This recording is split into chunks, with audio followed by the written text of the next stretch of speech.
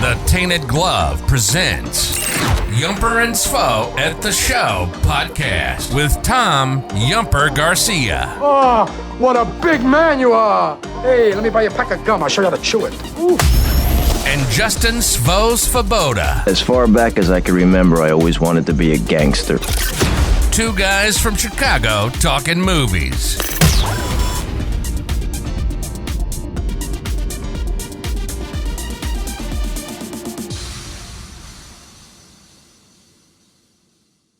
Welcome, everyone, to episode 9 of Yumper and Svo at the Show, presented by Tainted Glove. I'm one of your hosts, Tom Garcia, a.k.a. Yumper, and I'm with my co-host, Justin Svo Svoboda. How you doing, Svo?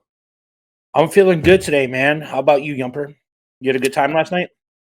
Yes, I had a great time. For those who don't know, we were recording on Sunday. I went to the Barren Plains concert to see our buddy Chirizi from the 108, and I drank a little too many Pepsis, and I'm hurting today, but I'll be okay to get through this podcast today. That's good, man. Always got to support the guys in the 108. They take care of us. So it was nice that one of us could be out there and supporting. We love those guys. For sure. Always good seeing everybody from White Sox Twitter out there, which also brings us to, we're going to have two guests from White Sox Twitter on this show to do a review. But before we get into our guest, let's go to our Twitter question, which was, what's your favorite summer blockbuster? So you want to go through the Twitter question for us? We had a plethora of good answers, and a lot from our regulars, like Shane Spagnolia's a regular contributor for our Twitter question.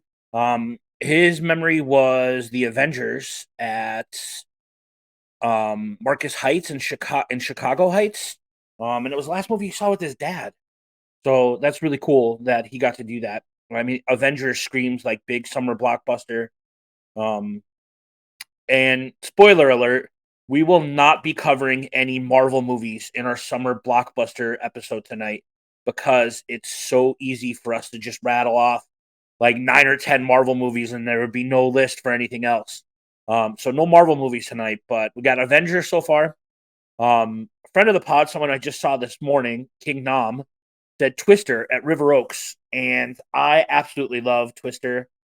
I have a fun story when we get into that later on about Twister.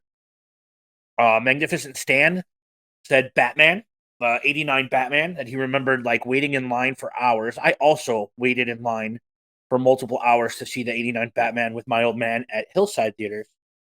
It looks like we have Star Wars, Mr. Hand with Back to the Future at Old Ford City. We got a Jurassic Park in there. No, I'm sorry. We got Independence Day and The Dark Knight. I should probably blow up my screen a little bit. But Chef Eric, my friend and old coworker, said The Dark Knight in IMAX with his Godfather was the best movie theater experience he's ever had. Which I would completely agree. Because yeah, it's pretty cool. The Dark Knight was awesome in IMAX, and I saw it like 14 times. So you've seen The Dark Knight as many times as you've seen the new Batman? No, I've seen the new Batman like 19 times now. If you guys want to know what Svo does, like when he's not on the show or not playing games, he usually is watching Batman. In the Batman room. Yes, he'll text me and say, I'm watching Batman. Yeah, sometimes I just like to watch Batman. Sometimes a guy watches Batman. And there's a great Batman Easter egg in what I watched this week. There's a nice little segue. Hint. So yeah, let's go into our guest review. So, do you want to interview our guest? Introduce our guest? Absolutely. Our two guests reviewing the fantastic movie Morbius. Someone that I met through White Sox Twitter. I have not met her boyfriend yet, though. So I'm excited to meet him in person. But Roxy and Comic Punk Guy are joining us to review the 2022 classic Morbius with Jared Leto. Hi, guys. How you doing? Great. Good. How are you today? Thanks for having us. No, absolutely. No problem. Thank you for coming on. So, guys, what did you think of the movie? CPG, you want to go first?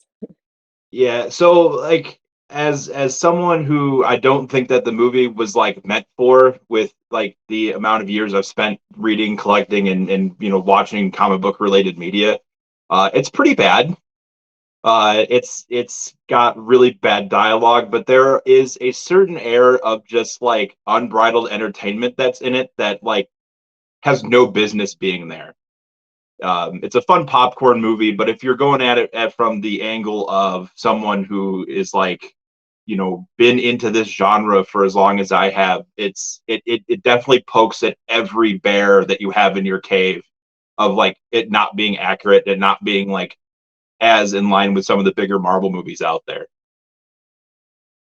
Do you think that this movie suffers from one, maybe comic book fatigue, and two, what is the difference in production quality from a Sony financed Marvel movie and a Disney financed Marvel movie?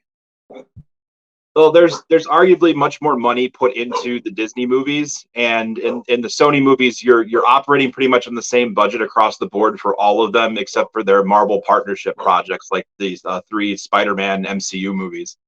And production value wise, Morbius suffers the same thing that the last 2 Venom movies had, which I call the Venom movies like the tap out T-shirt of superhero films.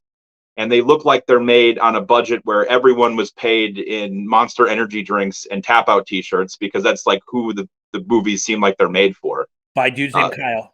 By dudes named Kyle. Yeah, right, for Kyle. And this movie, it falls right in line with that, where like the dialogue is cheesy, and like things are just not quite right. But I think that the major difference is Kevin Feige is probably a huge part of that, because Kevin Feige handles the overarching storyline and a lot of the things that happens in these movies with extreme care. Picks directors, from a very select group of people, and really refines down the process, where Sony will slap anybody together because it's got Marvel in it and they can make a buck off of it.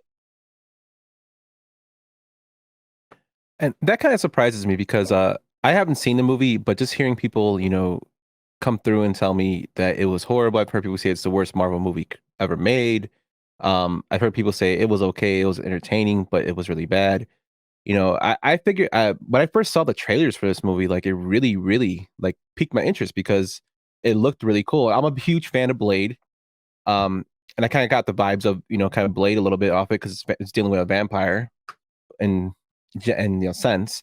But it really piqued my interest with it. And then I noticed, like, when it came out, people were just bashing it to the point where I think they actually started to pull like kind of like references to the Marvel universe in the movie, I think, if I'm correct, which is crazy.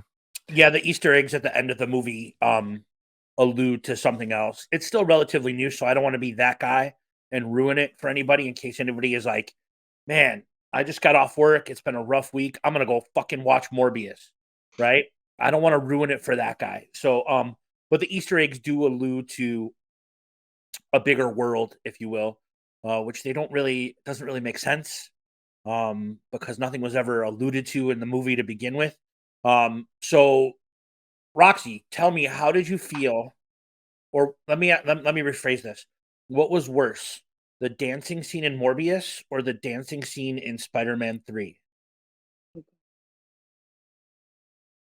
You're making me pick.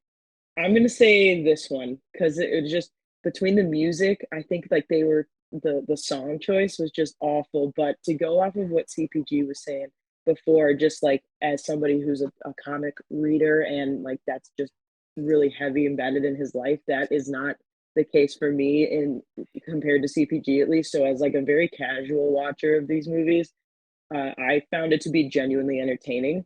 It's not like a movie that I would have left the theater and been like, I can't believe I wasted $10 on that. Like, there are worse things to spend $10 on. But then another comment that I had made was that this movie would have been really good in like 2004, like in the time of like Underworld and Van Helsing, and just when those like real cheesy kind of like, Lycan werewolf, Dracula kind of movies are coming out. I think it's a movie that just came out too late.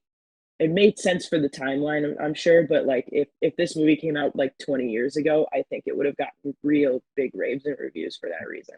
That's a very interesting take and a fantastic point. I like that. Like maybe this movie was just not meant for this era. If it came out when Underworld did, when it came out when like Van Helsing. That's a great point. I really like that perspective on this. For me, honestly, this, besides Punisher Warzone, is probably the worst Marvel movie I've seen. I think a lot of it is the material wasn't written very well, and the other part of it for me is I know Jared Leto is a douchebag. So I could not get into it. I actually fell asleep for like 8.5 minutes in the theater when I saw this. And I saw this instead of going to see the Batman again. We gotta mix it up. Yeah. Would have been time number 20 then, I think, right? I should have just went to go see the Batman again. But this was not a good movie. The CGI wasn't great. I didn't buy Jared Leto walking with the limp and the canes at all. Like, I don't know.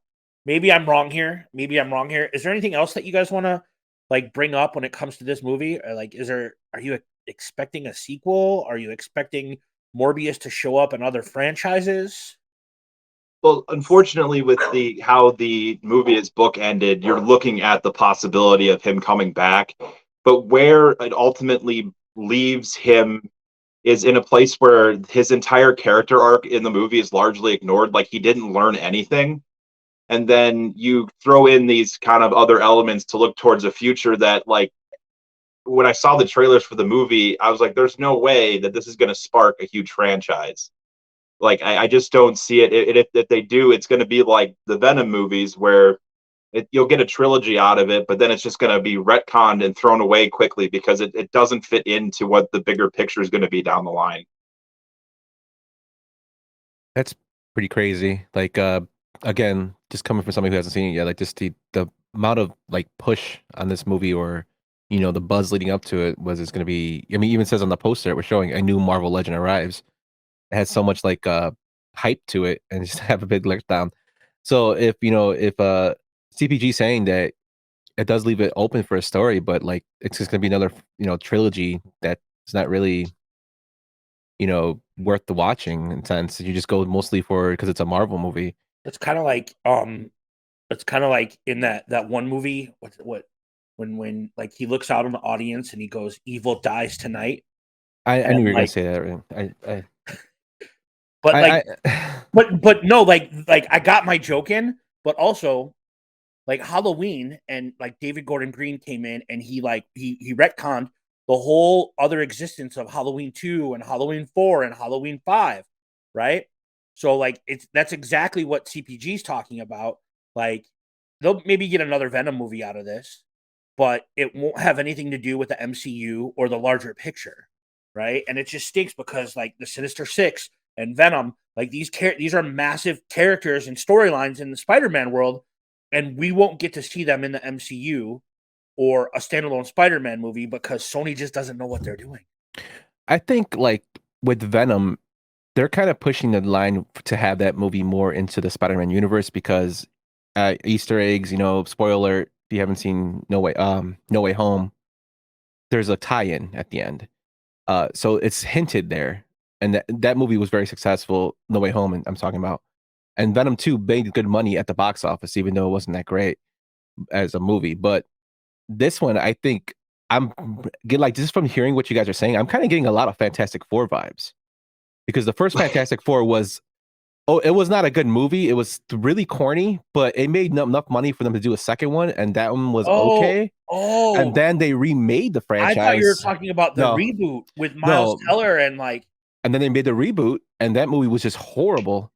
Like, it's kind of funny because tying sports into this, I remember Michael B. Jordan was at that Bulls game, and Stacey King was on. He's like, "That's Michael B. Jordan right there." He was part of one of the best movies I've seen, Creed, and probably one of the worst movies I've ever seen in my life, Fantastic Four. And that's how bad that movie is. So it's kind of like maybe they might not go with a sequel to this, or maybe and kind of let it lay hibernating, and then eventually reboot it with better writers. Hopefully they do that if it's this bad. Like, I just don't want, if like with the Sinister Six, like I don't want, this is a major character. I don't want this to be, such a horrible foot. Start off with a bad foot on this. But I don't know. Strange things have happened. Maybe the second one will be better. I mean, there's sometimes sequels are better than the original, but we'll have to see.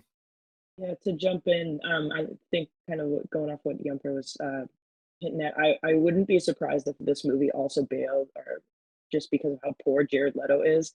I think he's, just not, he doesn't have that fan base that's like willing to see any movie that he's in, regardless. Like the only other movie that at least I've seen him in was Dallas Buyers Club, and that's obviously a completely different type of movie. So I just don't think he has this like insane following that's going to, jump in the movie theater for anything he's in. So I would be curious if they did reboot this movie, if they would, integrate it with a new actor, and if that, had anything to do with their success.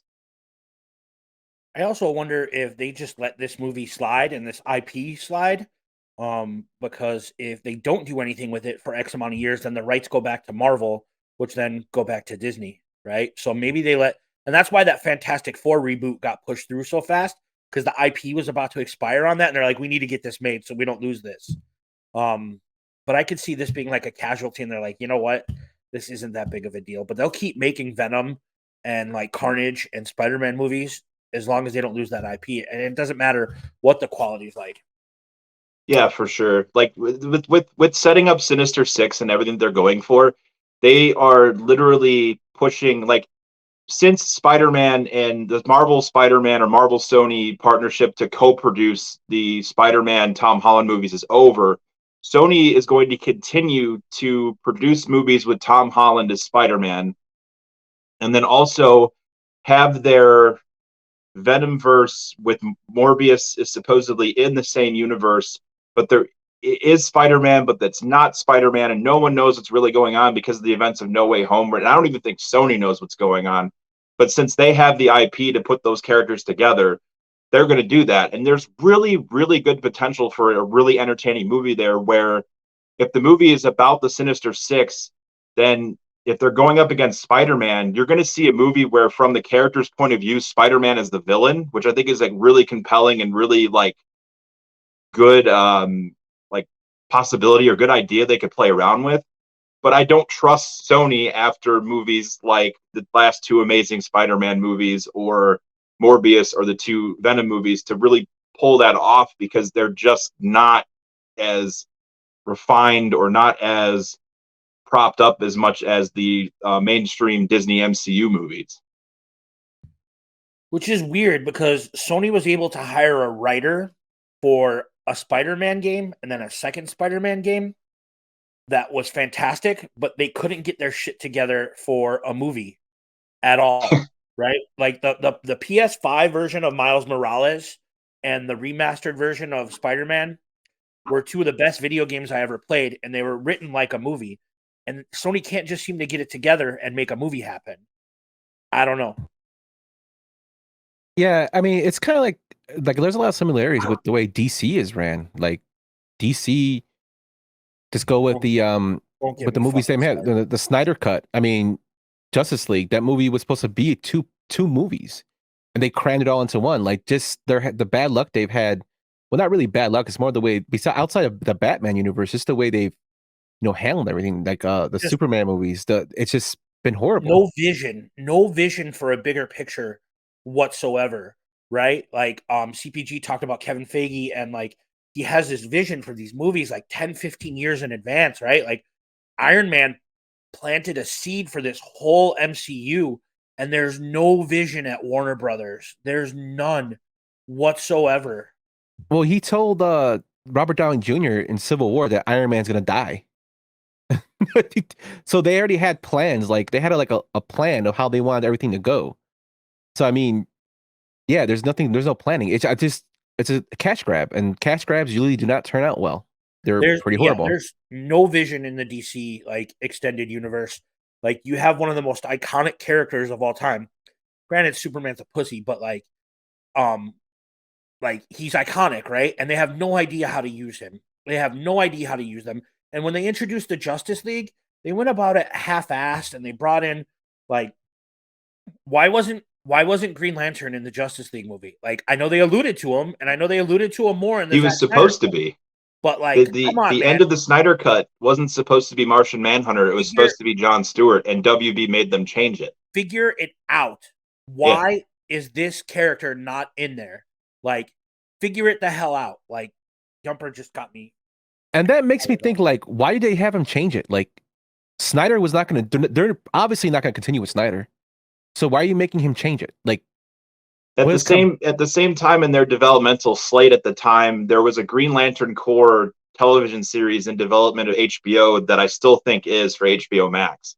And instead of going with Jon Stewart, which is what they should have done way back when the stupid Ryan Reynolds movie came out, because that's who people know. It should have been. They're going with Guy Gardner, which, from a comic book lover standpoint, bring it on if it's accurate to how he acts in the comic books. But in a movie, you have to do Jon Stewart at that point, because we've seen Hal Jordan and he wasn't received well. And I think a lot of the problems with DC and Warner Brothers is that where Marvel and Disney have Kevin Feige, who is a movie guy, he produces movies, and he happens to have this passion for comic book IPs, and through that passion was able to develop 10 years of continuity and has plans for another 10 years of continuity. Warner Brothers took Jeff Johns out of DC, a comic book guy, and said, go make movies. Go give us ideas for movies. And Jeff Johns has never produced a movie in his entire life or a television show until he worked for Warner Brothers in that capacity. He was the editor-in-chief of DC, which editors-in-chiefs for comic book companies is like, it's an interchangeable title that gets changed all the time. There's no one that has a long run as the editor-in-chief because they're great at their job. It's something, a responsibility they all share. So they had the wrong guy in the wrong role. If they had picked someone who was a filmmaker first but had the passion second, you would have had something just as successful.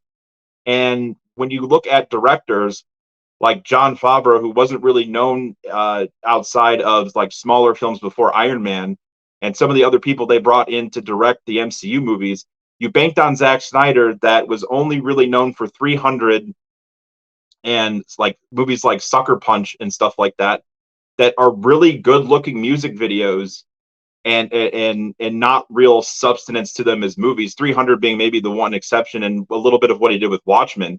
But everything else that Zack Snyder has done is very pretty and looks very nice, but there's nothing there. And that showed up in Man of Steel, that showed up in Justice League, the Snyder Cut. Anything, Batman versus Superman is another good example of absolutely no direction and critically not understanding the characters. And that's where they messed up, is they picked the wrong guy.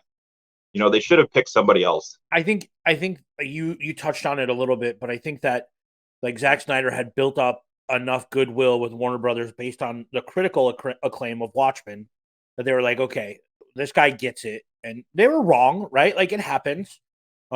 Just like in baseball, like we're gonna sign this free agent. Sometimes it sometimes it hits and sometimes it doesn't. But Watchmen was stylistically beautiful. 300 was stylistically beautiful. Sucker Punch was awful. But like he built up enough goodwill that's why they took a chance. It didn't work out, but then you got to know when to pull the plug and like have a vision of like which way do we want to go, right? Like, this is a loaded question, but for me, arguably, Affleck was a fantastic Batman, and it could have went like. I'm sad that I didn't get to see what he did in the Matt Reeves like version of it, even though Robert Pattinson was great. But it's just like you take a chance, and sometimes it hits, and sometimes it doesn't. And I think Affleck, like, I don't think he was the issue with the Batman movie. I think he just was giving a poor product to work with. And I think he left the Batman project because of Joss Whedon, right? Well, no, he left the Batman project because of Matt Reeves. Matt Reeves, okay. Like, and it's not like they didn't get along. It's just Affleck was supposed to write and direct that. And then Reeves came in and he was like, okay, well, this is kind of the way I saw it. And like the depiction was great, but we got off subject here. Mm-hmm. Yeah. No, but as far as Zack Snyder, like I understand what CPG is saying. I totally agree. I think he got a lot of mileage out of 300, which was a beautifully to look at, and it was a one-time hit. And even with Watchmen, I think Watchmen is a very good movie. But there are a lot of quirky parts in the movie that like kind of don't make sense. When they're having sex in the damn ship after they rescue the people, with arguably the most like unarousing song on the planet. Yes, it's just like stuff like that. I think it was beautifully shot. Like the cinematography to the movie, I do like that movie.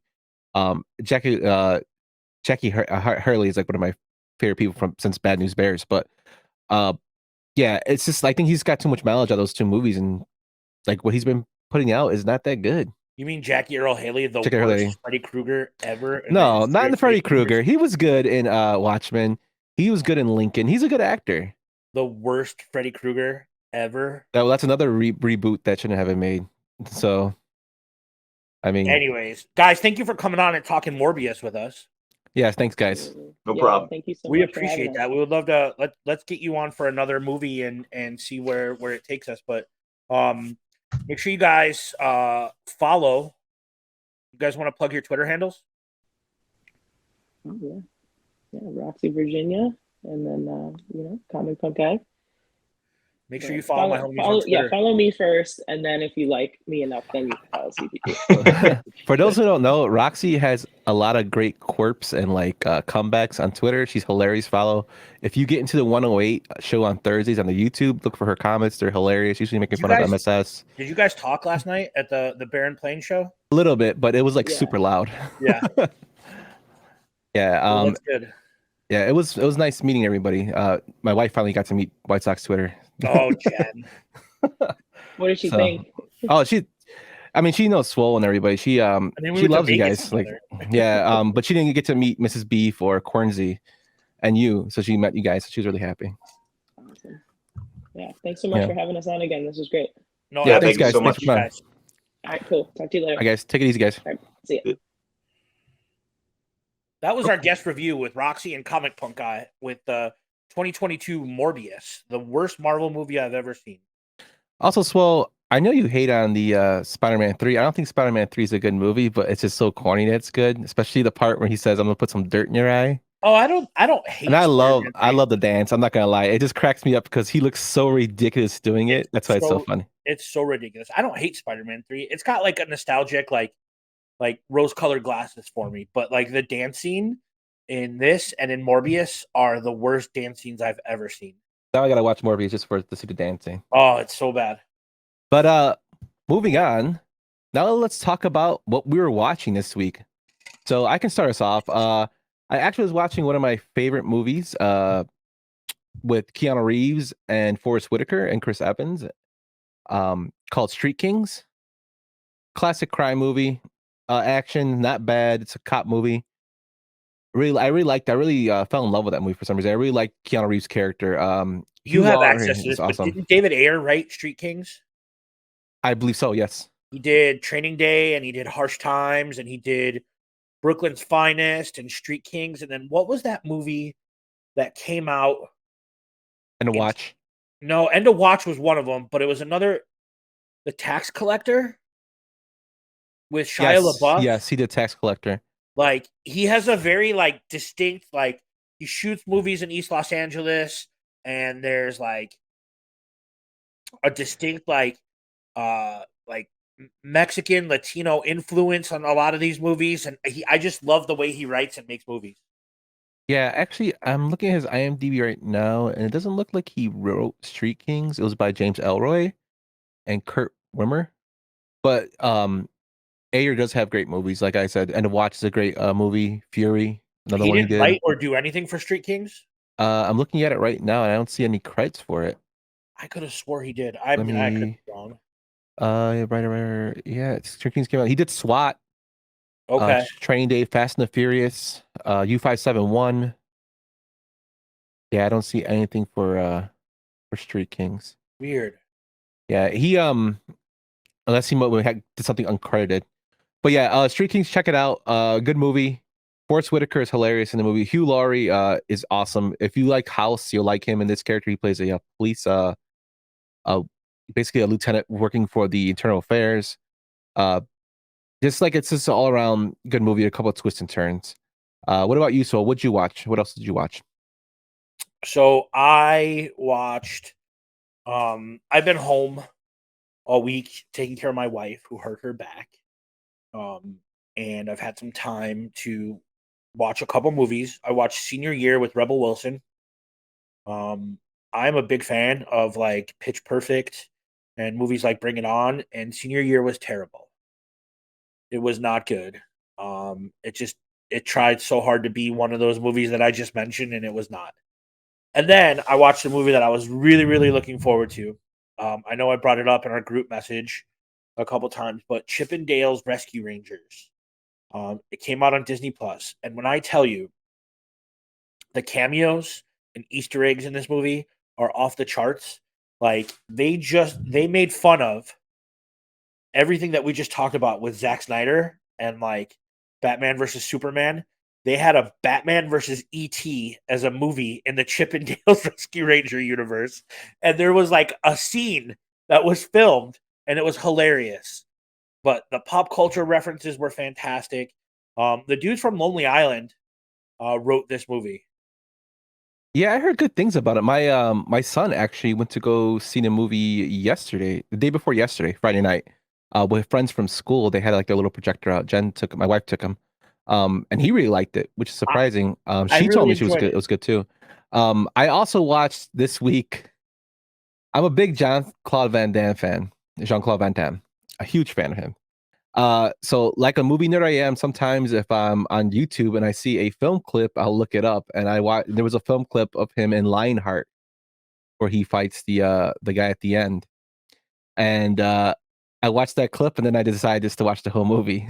So Lionheart's not one of his best movies. It's totally like nonsense action. It's like a pit fighting movie. But I'm a JCVD like stan, so it was all good. What's the JCVD movie where he's got the long like mullet? That's Hard Target. That's And that Hard movie Target, is yeah. horrible. That's the movie that brought John Woo to America. John Woo, of course, for Boiling Point and with what's his name? I can't think of it. Chow Yun-fat. Yes, Yeah. Boiling Point, The Killer. Like he was like a big action director overseas, and Jean-Claude Van Damme brought him in for Hard Target. So Hard Target's it's not really a great movie, but it's very corny. Are any of Jean-Claude Van Damme's movies besides Bloodsport a really good movie? Well, Time Cop's good. And then if you want to go in like a movie I recommend, like I talked to you about this on the chat, JCVD is probably his best acting movie. It's kind of like the Nicolas Cage movie. Yeah, where he's playing himself. But it's more like he's like more of a rundown. It's like more of a serious way, like of him. Basically, like as you know, he went through substance abuse issues. You know, he had some family issues. Like it's like him basically talking about himself, like in the movie, and by playing himself. I like that movie a lot. Even it was surprising that even Roger Ebert gave it a good review when it came out. Even though he didn't really like the monologue, I really love the monologue in there. But yeah, that's probably his best movie. I'm a big fan of Cyborg. I watch that movie whenever I can. It's not a great movie, but there's two reasons why I watch it. One, because it's just so out there, it's funny. And two, a lot of the sets that are used were supposed to be in Masters of the Universe 2. So when they canceled that movie, the company Canon Films just took those and made that part of Cyborg. Man. There's a fantastic like documentary about Canon Films in the 90s. I forgot what it's called. But it's awesome. And they talk about that, like reusing the set. They also talk about why they couldn't get Orko in the Masters of the Universe movie. They had to go with Wildor. I'm still crushed emotionally that I never got to see Orko in the He-Man movie. Well, He-Man's getting a nice little revival on Netflix, so maybe a live action might come out again. Maybe, but they've been talking about it for years, and it's just never come to fruition. I don't know. I would rather see a Thundercats live action movie beforehand. That's another thing I heard some rumblings about that too.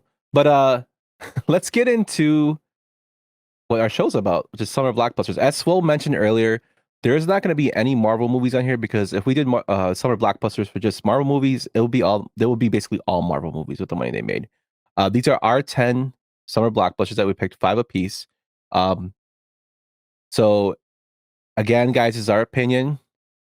If you disagree, cool. Let us know yours. If you agree, great. But also check us out at Yumper and Swole on Twitter at taintedglove.com, where you can find all our podcasts, blogs, everything from our mothership show, the Tainted Glove with K-Fids and Aloha. You find anything there. Any blogs you've written, any videos that we've done. I know Swole just put out he does his weekly baseball standings. Fids just put out his movie reviews. I do movie reviews. Mr. Hand puts out his collector's corner and basically anything Mr. Hand has in terms of baseball thoughts. And then all our shows are there. So check us out there at thetaintedglove.com and follow us on Twitter at Yumper and Swole, where you can keep up to date on the show. But with that, Swole, are you ready to get into this? Let's do it, Yump. All right, let's go to our first movie. As king, you need to understand that balance and respect all the creatures, from the crawling ant to the leaping antelope. Dad, don't we eat the antelope? Yes, Simba, but let me explain. When we die, our bodies become the grass, and the antelope eat the grass. And so, we are all connected in the great circle of life. 1994 is The Lion King, directed by Roger Ellers and Rob Minkoff. This movie had a bunch of stars in it: Jonathan Taylor Thomas, Matthew Broderick, James Earl Jones, Jeremy Irons, Maura Kelly, Nathan Lane, Cheech Marin, Whoopi Goldberg, Rowan Atkinson, Robert Guillaume, and Maid St. Clair. This movie had a budget of $45 million and made a whopping $968.5 million worldwide. So tell me about The Lion King. My God, everybody remembers where they were the first time that they saw The Lion King, or what it felt like to watch this movie. Disney had just come off, I want to say, like three summer movies in a row that were just boom, boom, boom, boom. Little Mermaid, Beauty and the Beast, Aladdin, Lion King, and they could do no wrong. And The Lion King, to me, is, well, it's not my favorite, but it's the best of that like four in a row where they could do no wrong, right? Like Beauty and the Beast is my favorite. Like, no, I'm not hiding anything here. I love Beauty and the Beast. I know all the words word for word because my little sisters watched it 100 times over. But this is the best movie. I know it's a retelling of a Shakespeare play, but it's perfect. The animation was ahead of its time when it came out. The music is fantastic. And the movie poster is iconic, and it just screams summer blockbuster, right? Like, oh, what are we going to do during the week? Oh, you know what? Let's go see Lion King. Midday, the air conditioning's on there. Summer blockbuster right off the bat. That's how I feel. What about you, Young?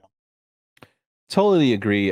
This is one of the first movies I can remember going into the theater with my brother, who was really young at the time. This movie came out in 94, so my brother was around 4 years old. And like just watching it, experiencing it then, one thing that stands out to me about this movie is the way the movie sounded. Like this is one of the first movies that got theaters to put in Dolby Laboratories' new sound system. So this is like a revolutionary for there.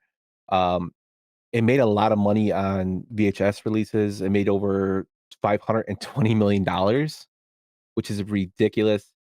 It was nominated for Golden Globes. It was like beautifully shot. The story was great. I do love the fact that James Earl Jones and Maid St. Clair are Mustafa and Sarabi, and they're actually the parents from Coming to America, which is a great like throwback by by the creators. And it surprised me just beautiful doing nod. yes, beautiful. And it just surprised me too that while doing research for the movie, I found out this was actually considered a B movie. Kind of like how we talked about with The Departed, as Scorsese considered that his B movie.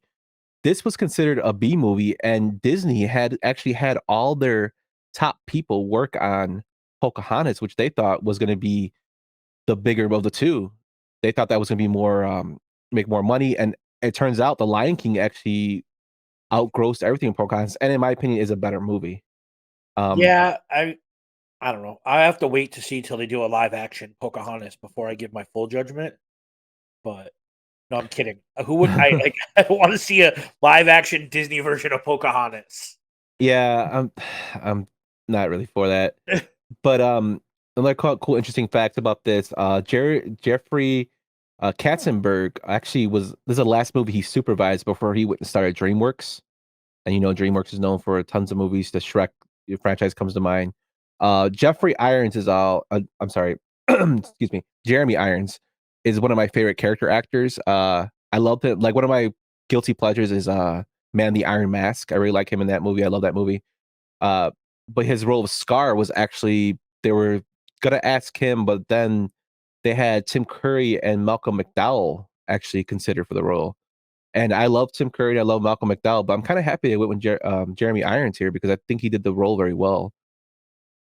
What do you think, Swell? Yeah, I think like hindsight is 2020, right? Like you never know what you're gonna get till you get these guys in the studio. And Jeremy Irons was perfect. Like he sang the songs for the movie great.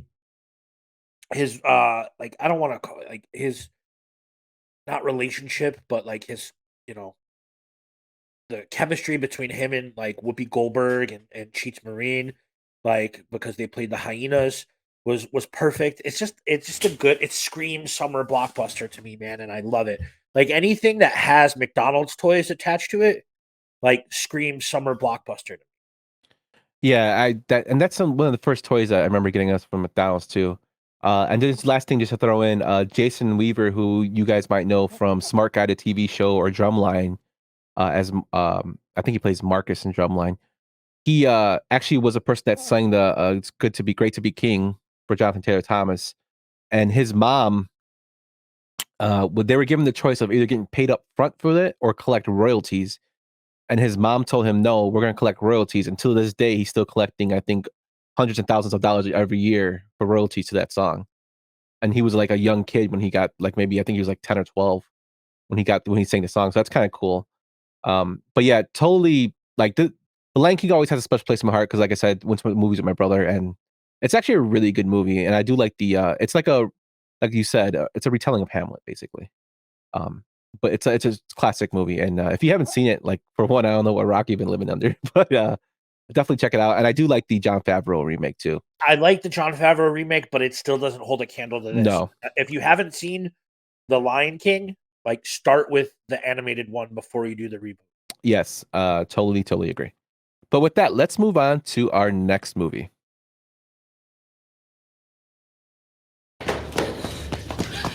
Mom, are you okay? Mom!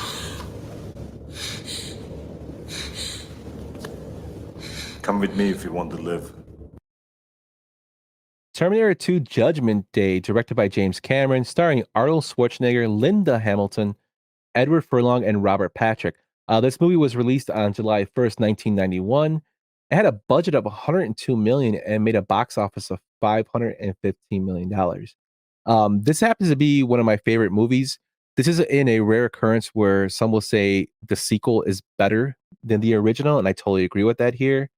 Uh, just an excellent film from top to bottom. I'm a big sci-fi nerd as well, and this like just blows everything out of water. This is the movie that I think that like it seriously made Arnold Schwarzenegger like it put him on the map for like big time action star. It boosted the career of Edward Furlong after this. I think he was in Pet Sematary after this. Same thing with Robert Patrick. He got a boost with this Linda Hamilton as well. Like James Cameron, you know, is such a fantastic director and writer, and he's still doing it today. I mean, the new Avatar's coming out. What do you think about this, Will? So I think that Arnold was already one of the biggest stars on the planet when this movie came out. And then when this movie came out, it took him to a completely different level than everybody else. So I absolutely agree with you there. He was the biggest person on the planet. This movie has been, you know, copied and like pop culture reference to death. When this movie came out, when did it come out? 94? This movie came out in 91. 91. So I was 10 years old when this movie came out. This movie scared the piss out of me, dude. Like, there's a scene in this movie where Linda Hamilton's having a flashback. She's looking out at a park, right? And all of a sudden, just this mushroom clouds, like this bomb hits, and it's Judgment Day. And that, like, scared me. I was like, holy cow. This isn't like Michael Myers or Freddy Krueger. Like, I was like, this shit could happen, right? Like a world war breaks out, right? Like maybe not Terminators and robots, but like this movie scared me like when I first saw this as a 10, 11-year-old. But I love it. Like I love everything about it. I love his turn. You know, he was not a good Terminator in the first movie. He was the bad guy. And they rebooted this, no pun intended. And he was the good guy in this movie and it almost felt for a second, it almost felt like he was a human, like trying to help you out. And they like James Cameron was able to connect to that. It's just a beautiful movie, man. Like And the soundtrack, like Guns N' Roses, You Could Be Mine is on that soundtrack. Like, fantastic soundtrack, iconic movie poster. I love Terminator 2, man. Yeah, and Still scares me. I mean, the part where she's like burning alive in the skeleton, that's pretty crazy. Yeah. But just even like Arnold does not get the credit for the way he acts. Like people think of him mostly as just an action star, which he is, the tough guy role.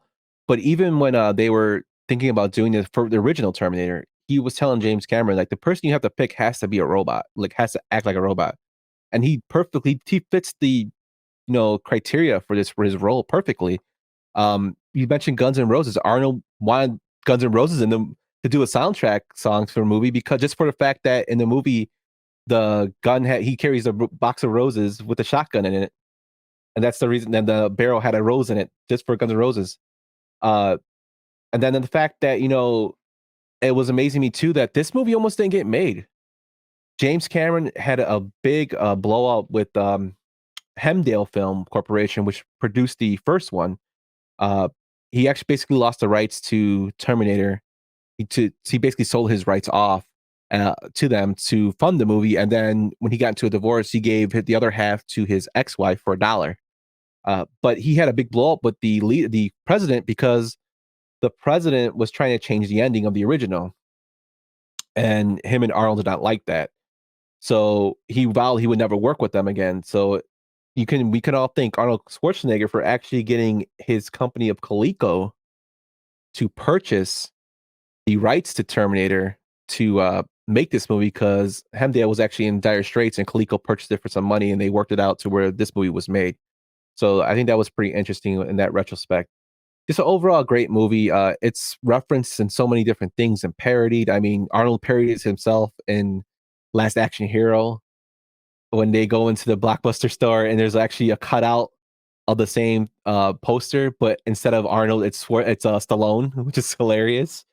So I mean, yeah, I love this movie. It still holds up to today. The CGI in it is probably like one of the groundbreaking things, and that's what James Cameron's known for trying new technologies and putting them in his films. It's just awesome. Like I really like this movie a lot. But with that, let's move on to our next one.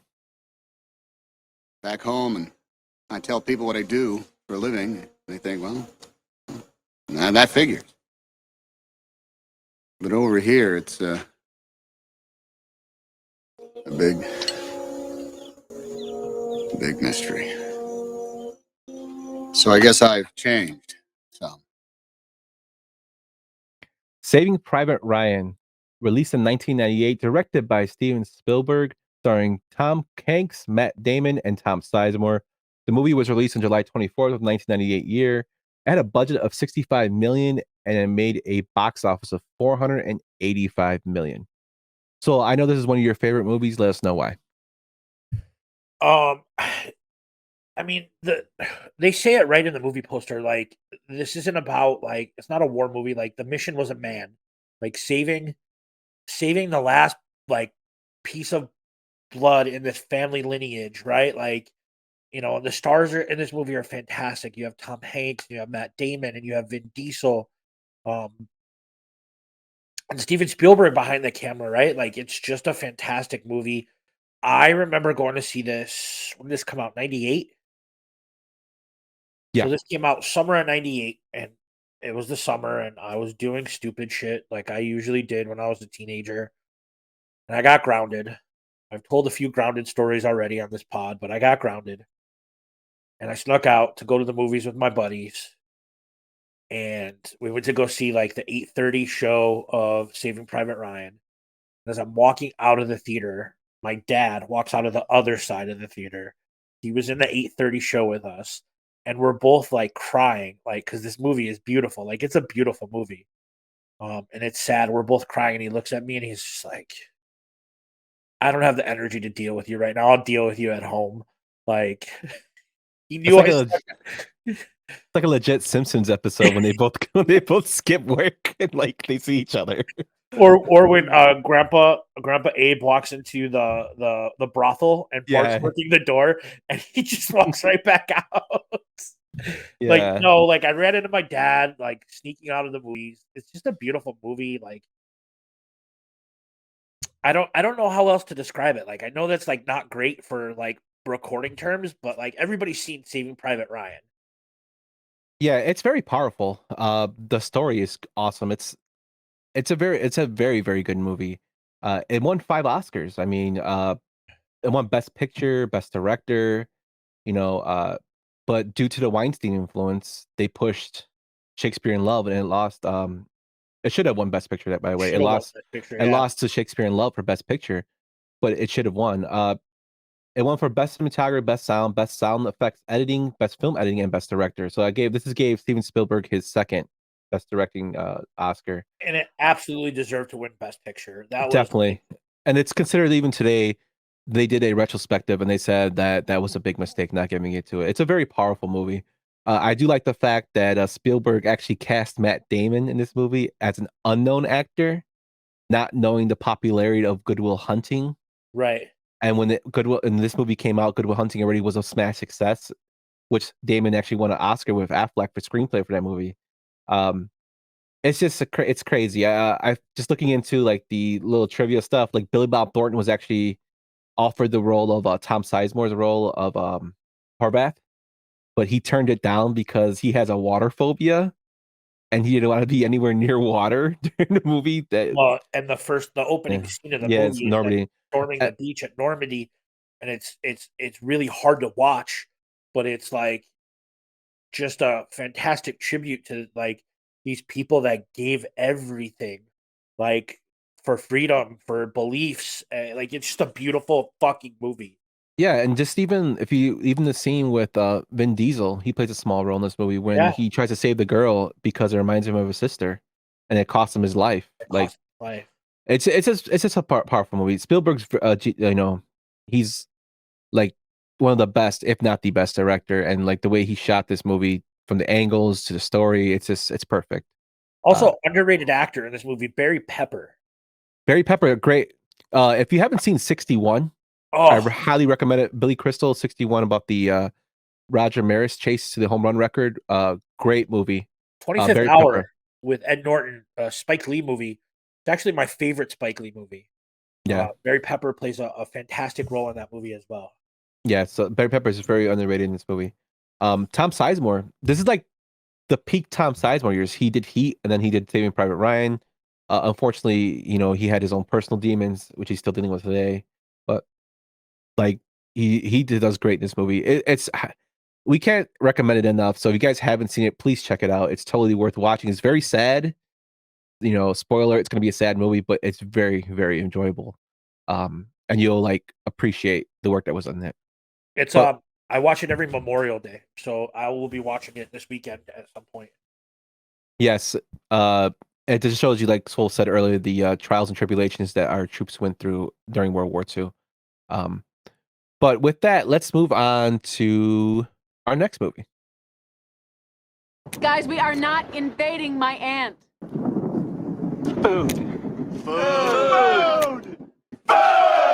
Hey, we're absolutely not going.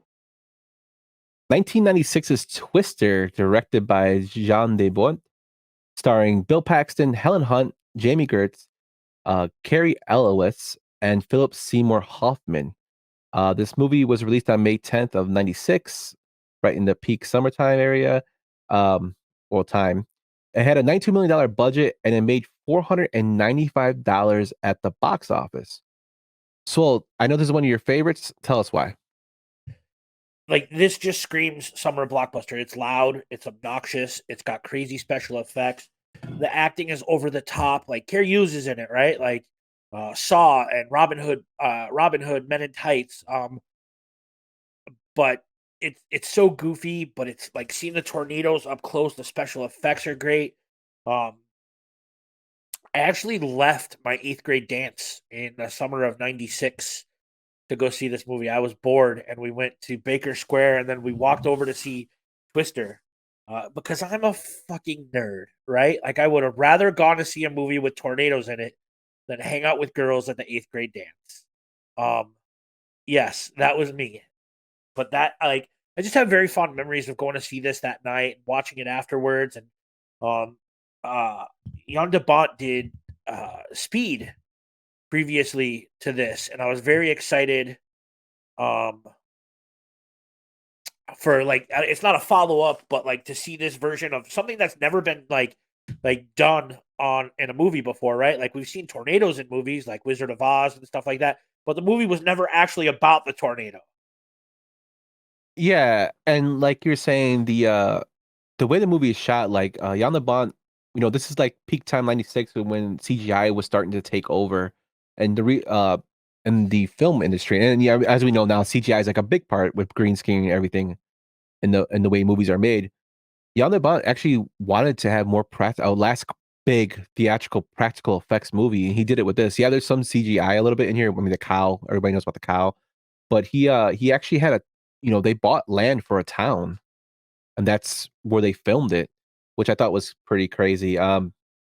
One thing that sticks out about me for this movie, and it's spoiler alert if you haven't seen it, but I mean it's been like almost 30 years, is the beginning of the movie. I even as a kid, I didn't understand why the hell her dad held on to the damn door while the tornado is pulling it.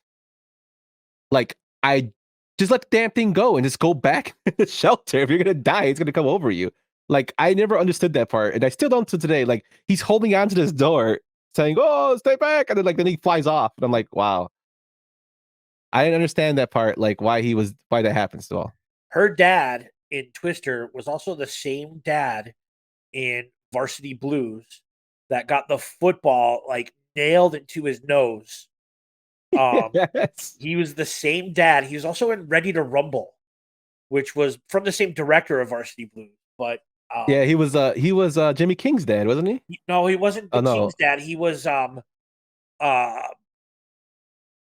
James Caan's son, Scott Caan's dad. No. I'm sorry. He was David Arquette's dad. Oh, he was he was Gordy's dad. Yeah, he was Gordy's dad. Varsity Blues, throw that fucking pigskin. Yeah. So good. That's another great movie. But yeah, this movie, it made a lot of money at the box office. Bill Paxton, of course, was one of the leads in the movie. It's so impactful to, the Spotter Network, which is the people who go out and do a storm chasing, that when he passed in 2017, they choreographed a 200 of them to go and spell out Bill Paxton on the GPS. So as a tribute to him, which is just shows what the impact, this movie has on storm chasing, and it started picking up a lot of people wanting to learn more about tornadoes and natural disasters. It's just a all around great movie. I for one remember, one of the memories I have is this movie spawned the Universal Studios attraction, where you actually go and you actually see the twister come towards you, and it blows up the drive-in. Did you get to go on that ride? Yes, I did. Before was it sick? It wasn't really a ride. Like, you walk through like the like they show like a bunch of sets with like stuff turned over, and you hear like the sound, and you go stand on the sound stage, and like it's like you're in a drive-in. Yeah, and like you see the tornado coming from the back, and wind and water are pouring, and you see it start ripping everything apart, like stuff like that. It was really cool. I think they stopped doing it in 2015. Yeah, so to make room for the Jimmy Fallon New York ride, which I think everybody's just running to go do that. But yeah, I'd much rather go on the Jimmy Fallon one than a tornado. Get the hell out of here. Yeah, it's just stuff like that. Like, it brings a lot of stuff back from my childhood. Going to see that, it was like it was a cool experience. It's just like when people say they went to go see the Kong ride. I never got to go on the Kong ride. It was gone by the time I went down there. But Twister, like, it reminds me of my 8th grade dance. Like, what'd you do afterwards? I went to go see Twister. Yeah, but a little bit of advice, if there's a tornado coming and you're in the basement, don't hold on to the damn door so you can fly off with it. Like, that part still baffles me to this day why the hell it happened. Just let go of the door, dude. Yeah. So I was like, I remember asking because we rented it, like we rented it at my house. I remember asking my dad, like, why did he hold on to the door? And my dad's like, I don't fucking know. That was his answer to me. I was like, what? I'm like, oh my God. But let's get on to our next one. I know where we are. Please step away. Radio signal's dead. flipping the backup generator. Radio signal's gonna be cut in half till we get main power back. From segment 202, lateral grid 9, site 15H32, give or take a few yards. Captain America here blew the landing by 26 miles. How the hell do you know that? Because I'm a genius. 1998's Armageddon, directed by Michael Bay, starring Ben Affleck, Bruce Willis, Liv Tyler, Steve Buscemi, Billy Bob Thornton, and Michael Clark Duncan. This movie was released on July 1st of that year. It had a $140 million budget and made $554 million at the box office. Swole, tell us about Armageddon. This was peak, like, Michael Bay.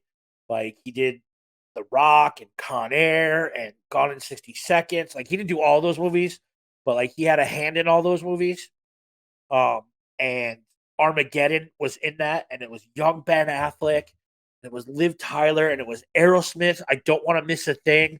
And, like, earlier in the summer, Deep Impact came out, I believe. And then Armageddon came out a couple months later, and Deep Impact was a piece of shit. And Armageddon was fucking awesome. Like, and you got Ben Affleck singing John Denver leaving on a jet plane as he's getting into this fucking rocket ship to Liv Tyler. And they're drilling holes, and it's fucking awesome. Like, I'm going back to, like, 15-year-old Svo. Like, this movie is just fucking awesome. I remember the exact day that this movie came out. I got up. I went to my buddy Patrick's house. My buddy Mike came over. My buddy Jimmy came over. We swam at his dad's house. His dad's like, "Are you morons hungry?" So he had us go out, and he gave us like $50 to just buy Taco Bell. You know how much Taco Bell you get for $50? A lot back then. You get a lot of Taco Bell for $50, right? And then our friends came over. These girls came over to swim with us. And like this dirtball Keith Compton came over, and he was like hanging out with us. And like 10 of us went to the fucking movies at 7:00, and it was a big deal. Like you're out with your homies, and you're out with some girls. You're watching Armageddon. Shit's getting blown up. Steve Buscemi's talking to strippers. Michael Clark Duncan. Then you got whatchamacallit doing the Harry Carey call into the mic. The Cubs win the World Series. I don't like the Cubs, but I thought that was cool. Like, I fucking love Armageddon, Yumper. I will not apologize for my love of Armageddon. I will, however, apologize for those that are watching the YouTube version of this for my spacing on the PowerPoint presentation. Yumper, you could have given a brother a heads up. To be honest with you, dude, over. That's my fault. I was hungover, and I thought they were fine. I put them up. I'm like, but hey, it's okay. But come watch the YouTube version just to see the horrible fonting, and you could blame Yumper on that one. But yeah, I totally agree with you with the movie. Action packed. Steve Buscemi is like he's known for playing like slime balls, and he kind of plays a smart guy in this movie. Bruce smart Willis, guy slime ball who spends, like he takes out like a loan from the mob to go like talk to strippers. He's hilarious. Steve Buscemi is such a great actor. But just this movie, like when my favorite parts is when they're giving their demands to the government. Like I wrote it down. They wanted parking tickets removed. They wanted one of their friends wanted women friends to be made citizens without questions asked. Another one wanted them to bring back 8-track tapes. Yeah. And he wants an all-inclusive package in the White Horse. Yeah. White House. Michael Clark Duncan. Yeah. He wanted to stay in the Lincoln Center, the Lincoln Room. And then none of them don't want to pay taxes ever. They also wanted to know who killed Kennedy, which they didn't say. And they wanted Bruce Willis turns around and looks at him. He's like, yeah, it's not going to happen. And then one of them wanted a 4 weeks Empire package at Caesar's Palace. At Caesar's Palace. Yeah, it's just so random. Michael Clark Duncan, Gone Too Soon, when he improvised the line, "Come and get Papa Bear," and this became one of the actors' nicknames. Billy Bob Thornton admitted he took the money, he took the movie to do just for money. And then at the end, he's like, "It actually wasn't that bad. I thought it was going to be bad, but it came up pretty good." No, this movie's awesome. Yeah, the Aerosmith tie-in. This movie actually spawned their first #1 music hit. They never had #1 on the charts until "I Don't Want to Miss a Thing" came out. Just all around good stuff. Like, I did find it interesting though that Bruce Willis and Michael Bay didn't get along, and Bruce Willis said that he would never work with him again after this. Which, yeah, but Bruce Willis also said the same thing about Kevin Smith when they did Cop Out. So maybe the common denominator is not a bad director. Well, maybe Bruce Willis is. Yeah, Kevin Smith even came out and said, he was really, I know kind of we're going to sidetrack here, but he said he was really looking forward to working with Bruce Willis on that movie. And he basically said the line, sometimes you don't want to meet your heroes because it didn't turn out well. But yeah, Armageddon, action packed. Check it out if you haven't seen it. It's hilarious. That's hilarity in it. It's a great movie. I highly recommend like going swimming with your buddies all day and then getting Taco Bell and then going to see the movie. Like, remember, at Yumper and Svo is not always about the movie.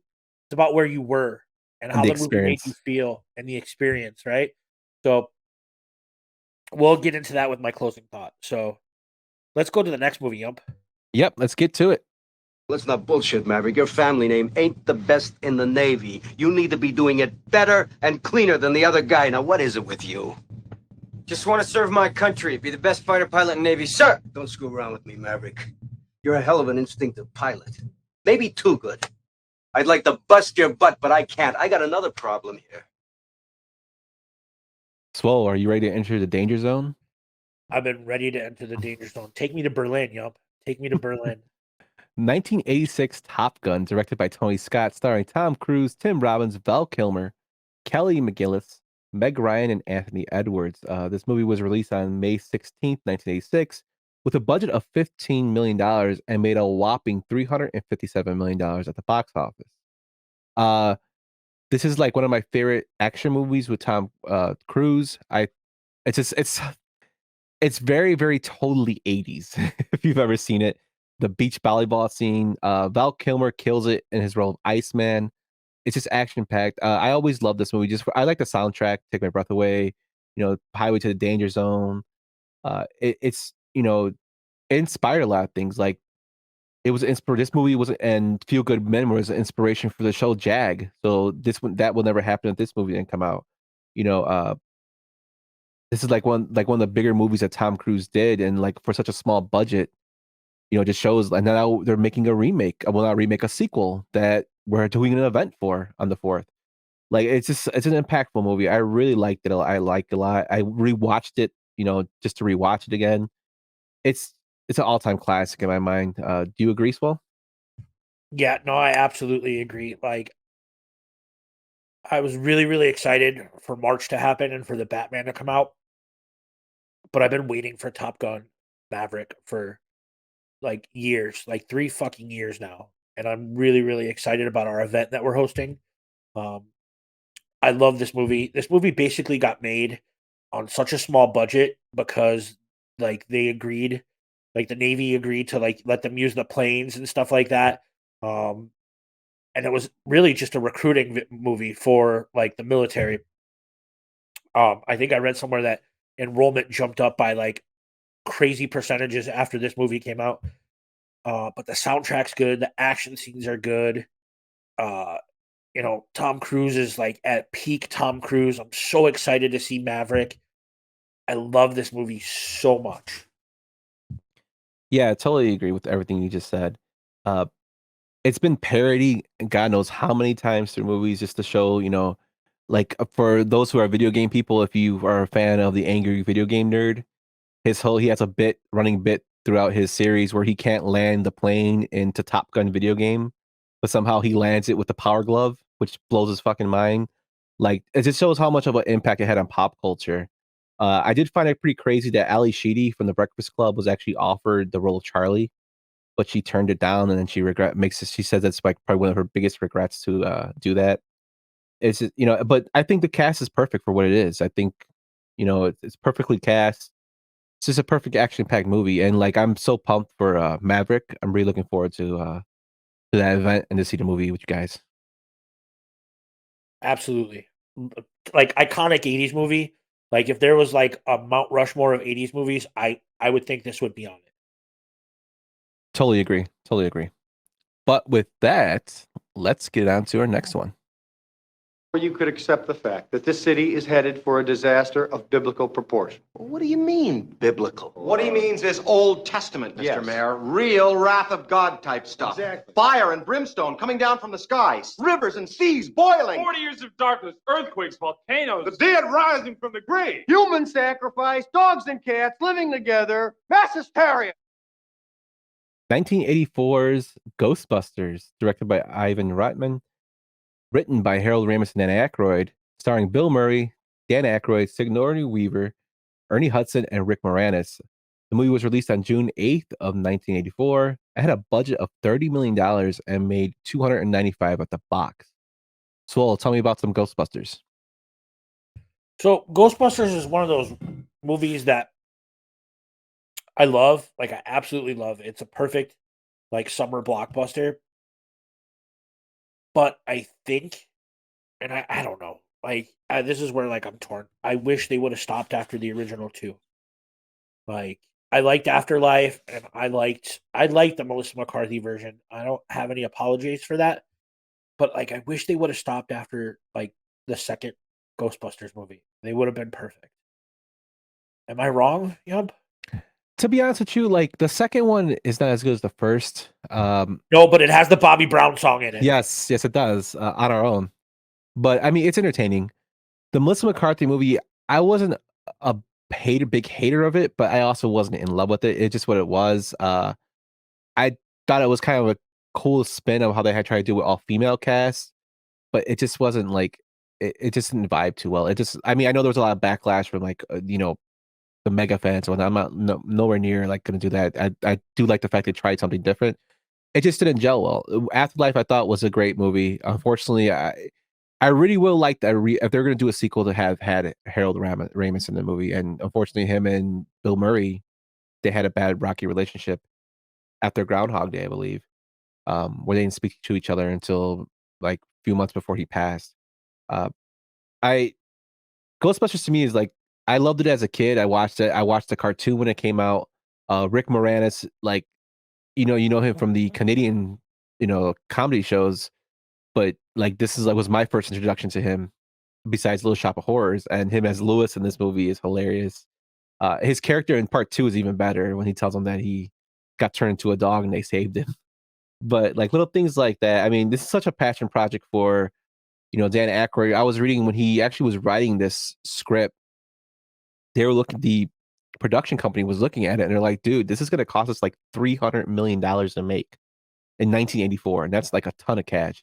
So Harold Ramis offered to help him out and kind of like watered it down a little bit to where they got the budget to around, 30 million, because his vision was just so out there, which but could be kind of cool if they actually released his original script so to see what, what they had in mind. But I did find it interesting that Michael Keaton was actually offered the role of Peter Venkman and he turned it down. I also find it funny that Ernie Hudson's not on this movie poster at all. Yes, and that's one thing I never got either. Even as a kid, what's up with Winston? Like in the Ghostbusters game, there's only 3 Ghostbusters. Like certain games only have 3 Ghostbusters. I'm like, why isn't Winston in there? He's like a big part of the movie. And if you've seen Afterlife, he's like an even bigger part of the franchise. Way bigger part of the franchise now. Yeah, so it's just weird. But yeah, I think that poster's cool. That poster would be even cooler if all 4 of them were on it. I totally agree. This movie would have a lot of ad-libbing in it. Bill Murray actually did the whole movie, which was hilarious. They had the character of Slimer. They said it was inspired by John Belushi, a close friend of Dan Aykroyd. Stuff like that. It's just a fun movie.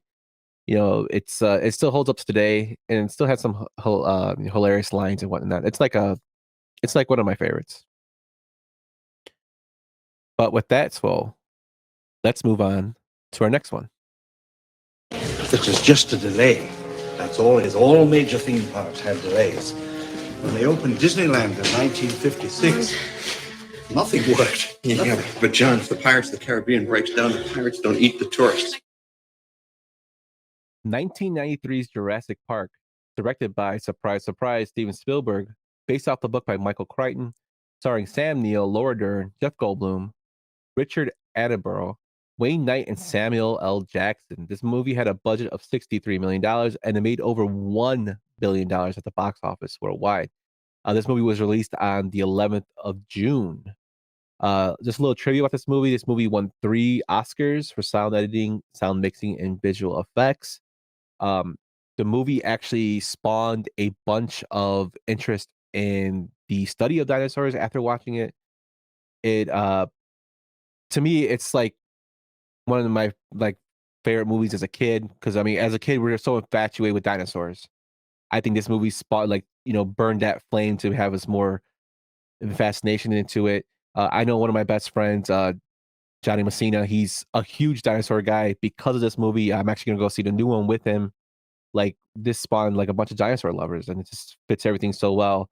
The animatronics in the movie are great with the Tyrannosaurus Rex.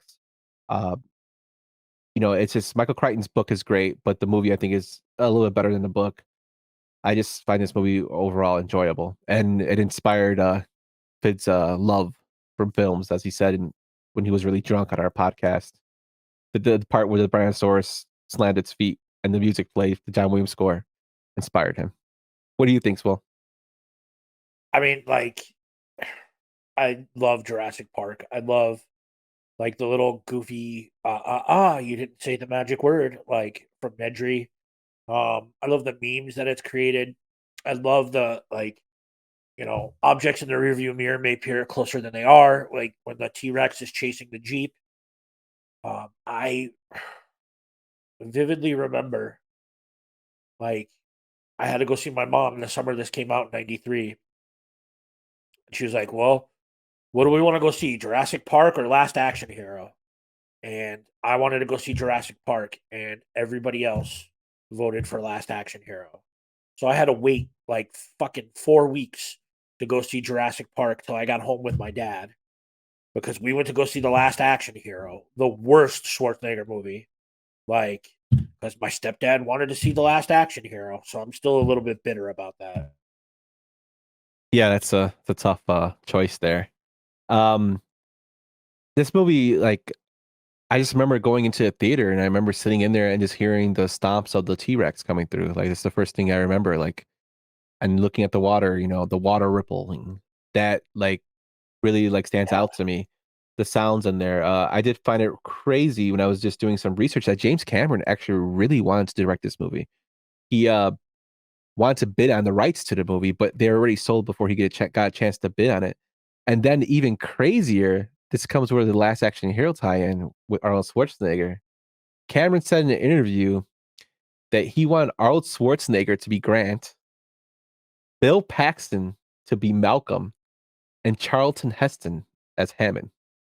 It would have been awful. Like, I like James Cameron. Like, I do. Like I like his movies, excluding Avatar. Right? Like, that's a whole other like issue that I need to speak with a therapist about. But like, I like James Cameron. I love True Lies. I love Terminator. Like, I like the movies he did. That would have been the worst version of this movie I could ever think of.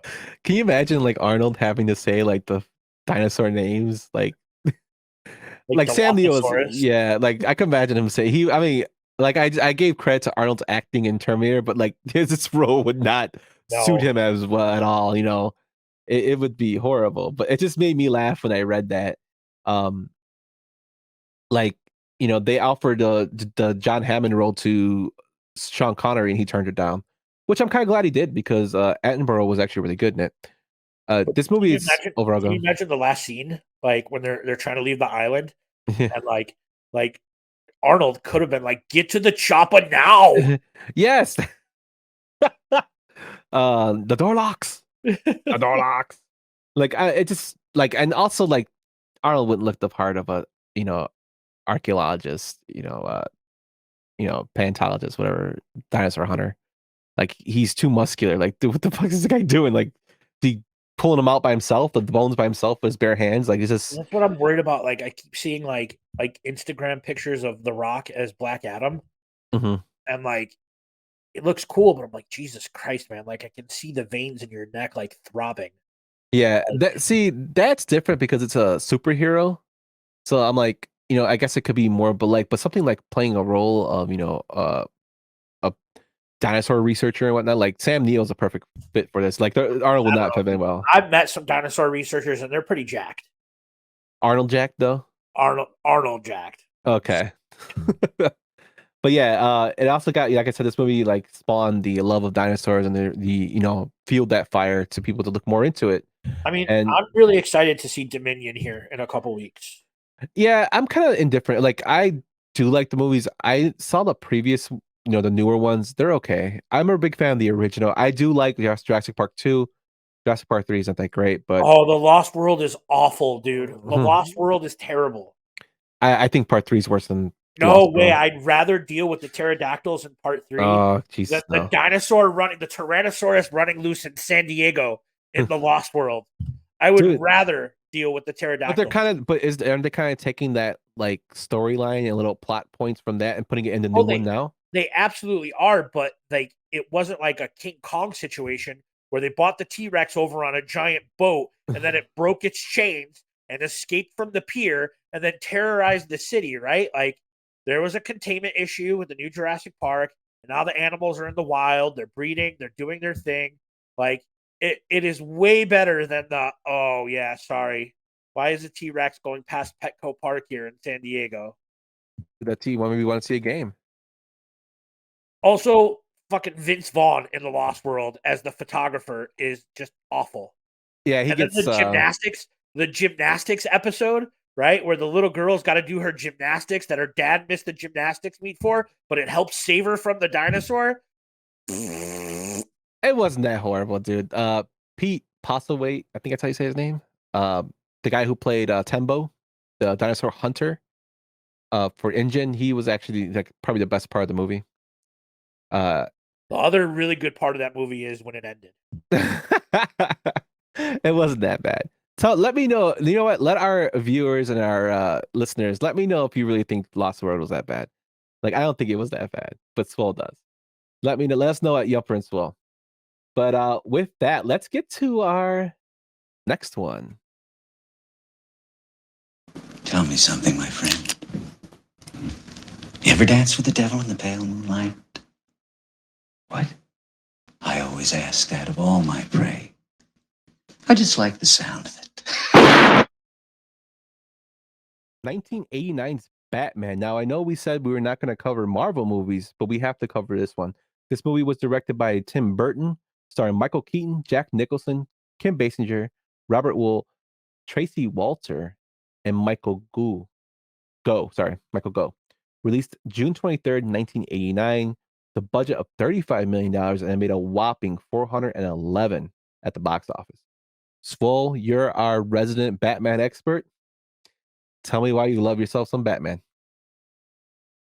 First of all, it's Batman, right? This movie spawned my love for Batman. Before this, all we knew was, Adam West, 1966 Batman, which is fun in its own right, and it has its own special place in pop culture lore. But this is the movie that started it for me, my love of Batman. Do you remember when I told you just 10 minutes ago about having to wait to see Jurassic Park? Because someone else wanted to go see Last Action Hero. Well, I can tell you what two movies came out within 2 weeks of each other in 1989, because it was my dad's weekend with my little sister and I both, right? My sister grew up with my mom. I grew up with my dad. And my dad's like, let's go see a movie. It's hot out. Let's go in the air conditioning. Let's go see a movie. Well, what do you want to see? The two choices were Ghostbusters 2 and Batman.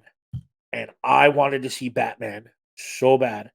My little sister wanted to see Ghostbusters 2. Well, I actually won this one because my dad wanted to see Batman.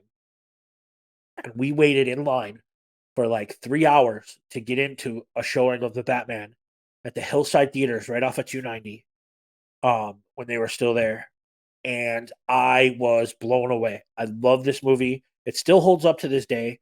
Like the Danny Elfman score, Michael Keaton as Batman. Probably, I know there's been darker and more violent versions, but my favorite version of the Joker to ever exist on the film is Jack Nicholson in 89 Batman. I love this movie immensely. And this is what the modern blockbuster looks like to me. Like, you wait in line to get tickets, or you camp out now to get, you hop on the website to get tickets. It takes you forever, but like it's an event leading up to it, and it's perfect. It's perfect. I totally agree with you. And you know what? It's not really that much of a crazy thing that you say Jack Nicholson is the best version of the Joker. I personally think that too. I think Heath Ledger was awesome in The Dark Knight, but Jack, I think, portrays what I think the Joker was in the comic books when I read them. Cesar Romero, that's another person that did it really well. But I think Jack is excellent as the Joker. He's my favorite Joker.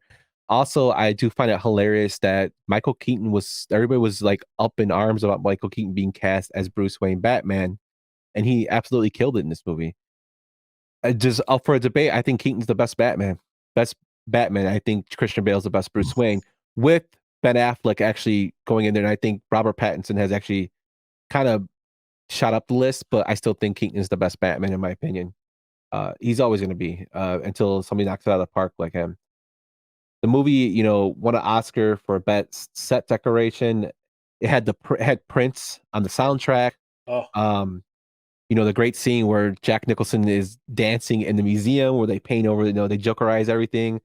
His commercials, Smiley, just stuff like that.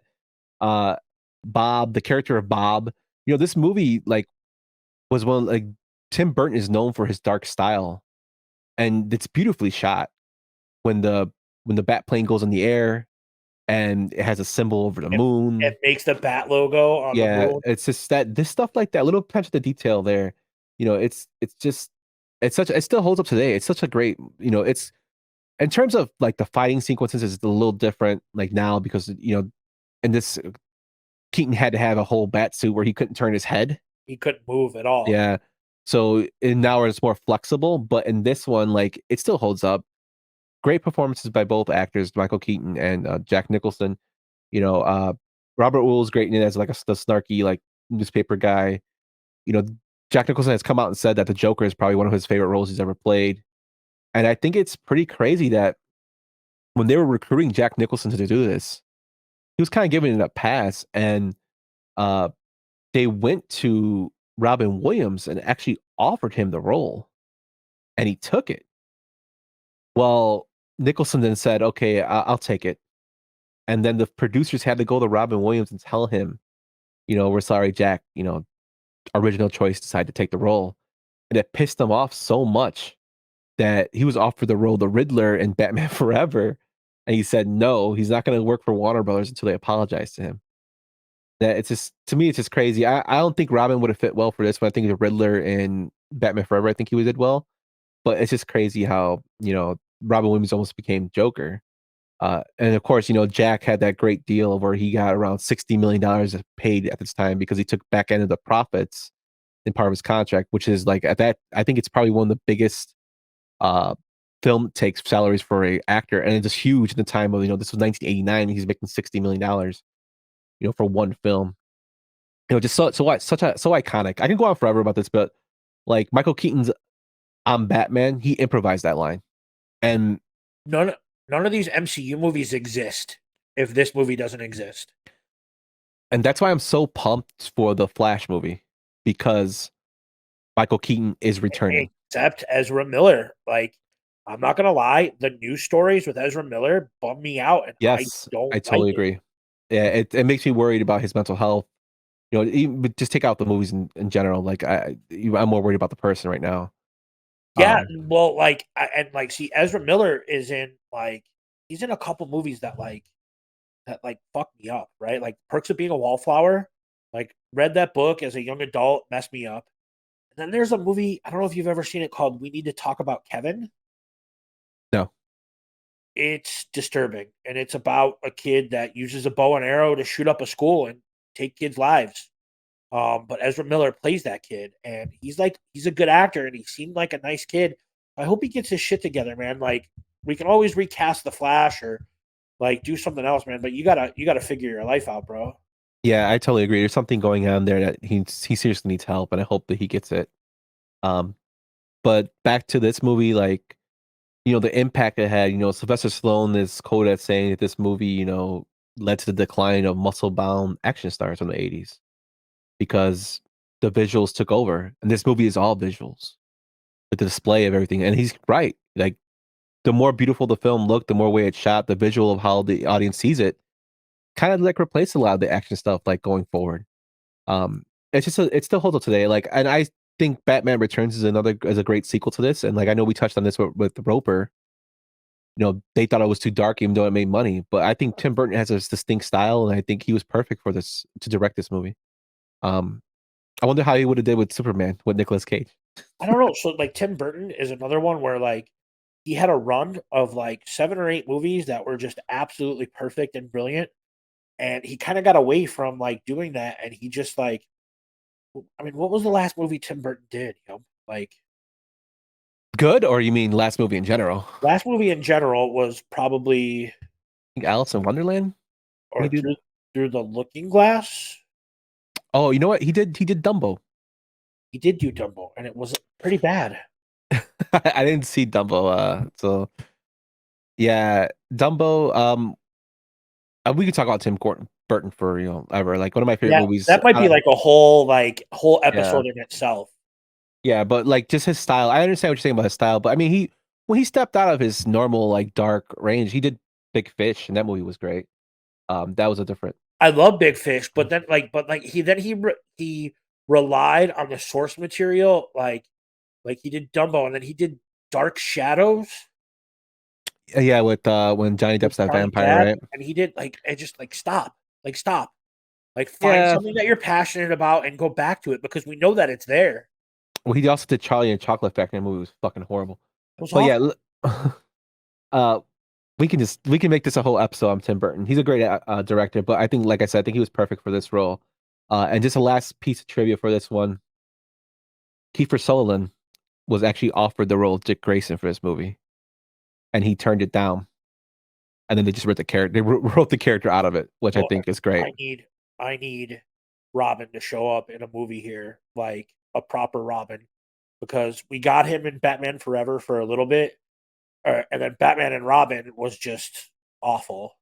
Well, I mean, there's the illusion. They allude to Robin. Oh, Joseph Gordon-Levitt's the allusion to Joseph Gordon-Levitt as Robin does not count. But I don't even think it's not Robin. It's the other persona he plays. You correct me if I'm wrong. What's his name? Nightwing. Thank you.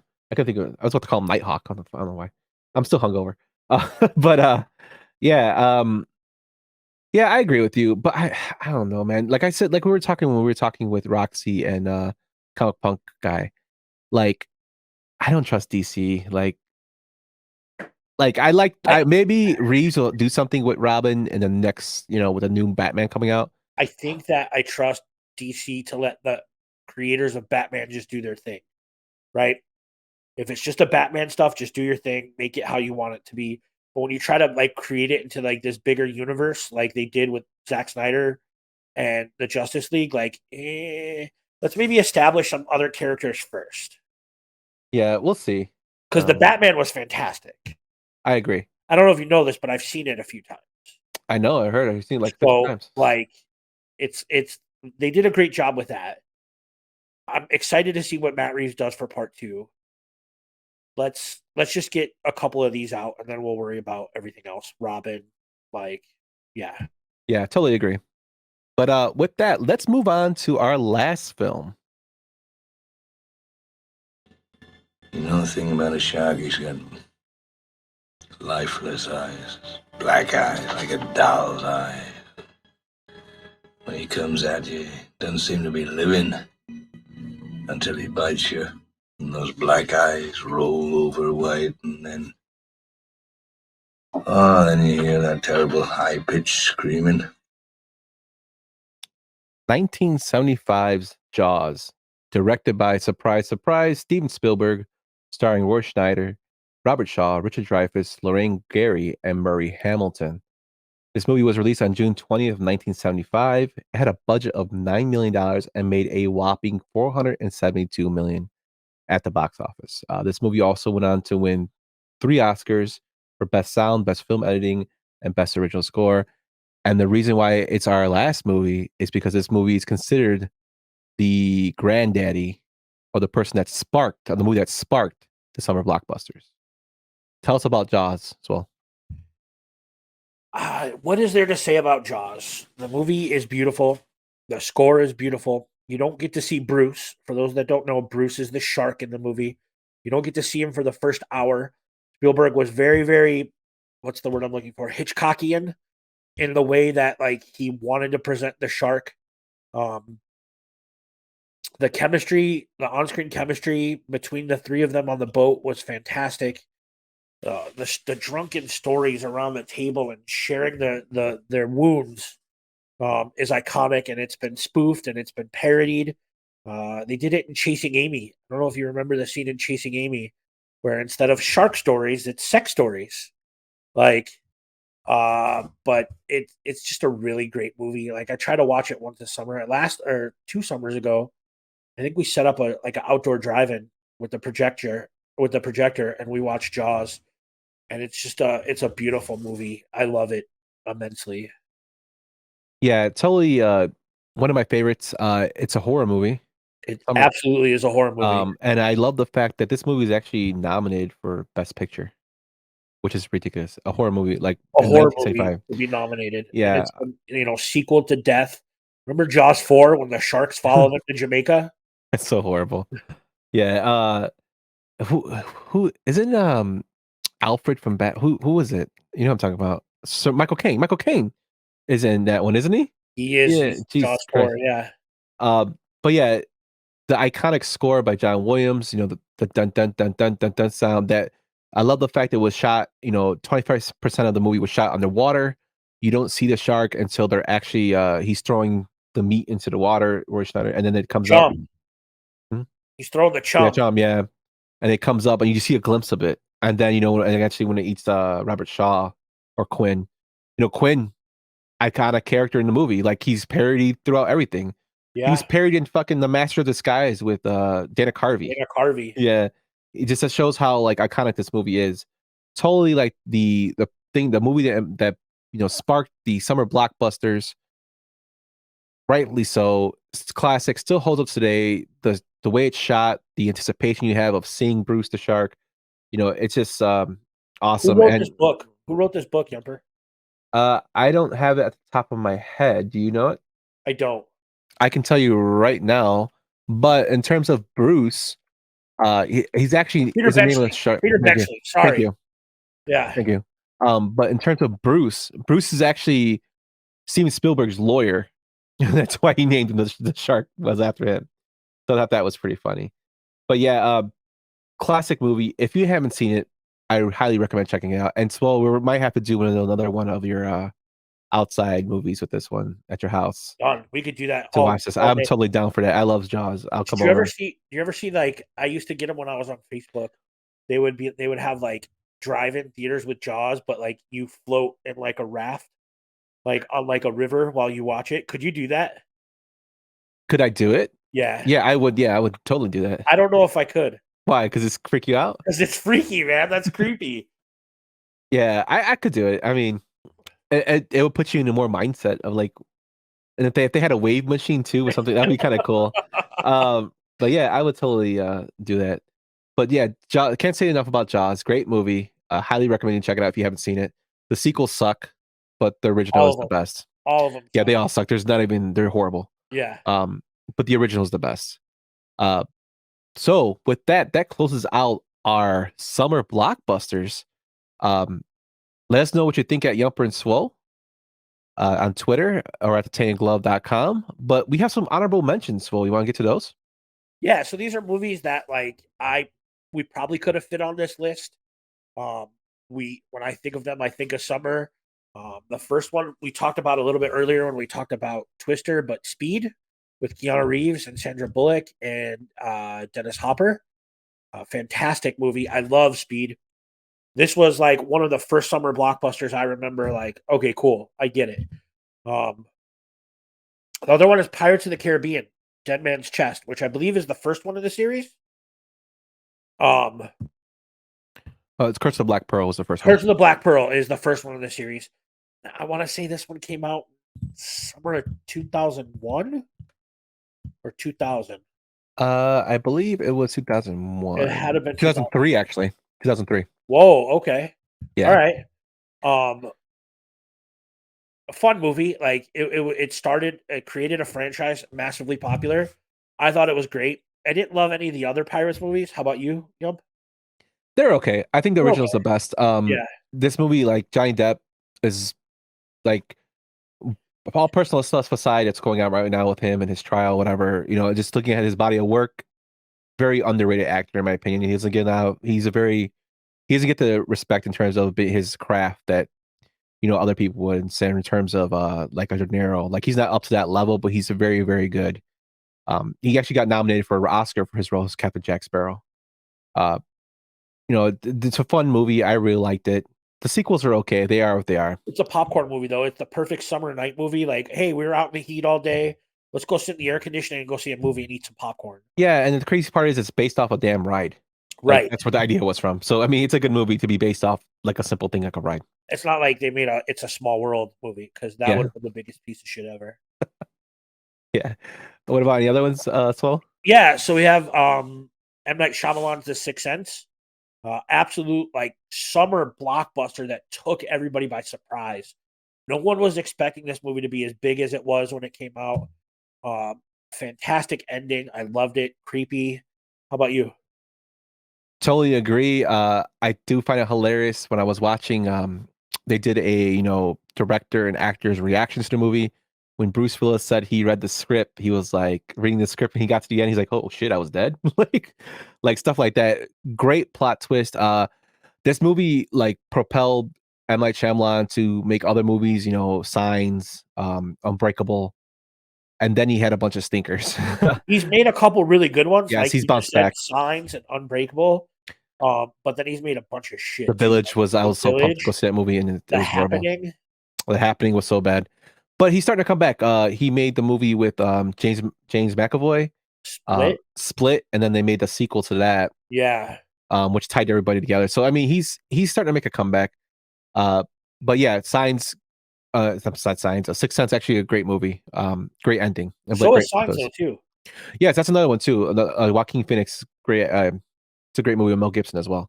I saw that at Harlem Corners. Like we talk about Harlem Corners. You know what? I did too. That was a Harlem Corners one. Like we might have been in the same, like showing of Signs. Who knows?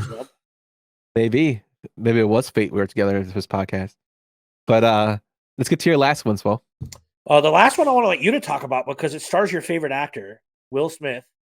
And that's ID4 Independence Day. Jumper, tell us about Independence Day. Yes, I love Will Smith so much, but Independence Day actually was like the first movie that launched Will Smith as a summer blockbuster movie star. He went to do this movie. It's crazy, all crazy action. It's an okay movie. It's action packed. Aliens invade Earth. It's fun. It holds up. And then the speech by Bill Pullman, the president's speech.